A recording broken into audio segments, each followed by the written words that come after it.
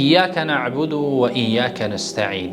دا آیت کریمه چې دی موږ هر یو په مانځه کې وایو او هر رکعت کې چې دی وایو، خو ډېر زموږ نه داسې دي چې هغه د دې آیت کریمه په معنا او کوم حقیقت چې دی کې دی په هغې باندې نه پوهېږي. دې وجې نه چې دی هغه د دې برعکس روان دي. ایاک نعبد و ایاک نستعین. یا الله خاص تا عبادت کوو موږ او خاص تا نه مدد او کومک غواړو په خپلو ټولو کارونو کې.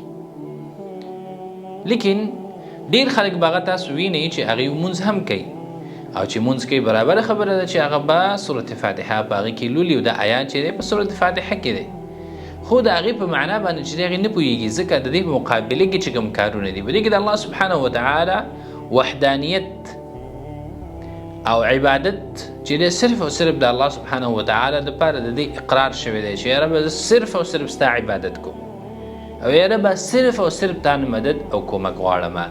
نو دې کې چې دی عبادت او دا مدد او مرسته چې دی صرف خاص شوي د الله سبحانه وتعالی دپاره.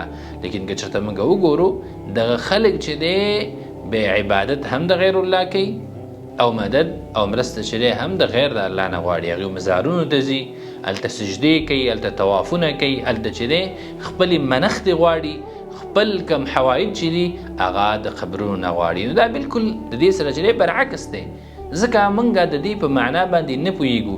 هر کله چې موږ هغه څه چې وایو په هغې باندې پوهه شو نو زموږ ډېر مشکلات حل کېږي او په دې سره چې دی موږ د ډېرو لویو مصیبتونو نه هغه خلاصېږو.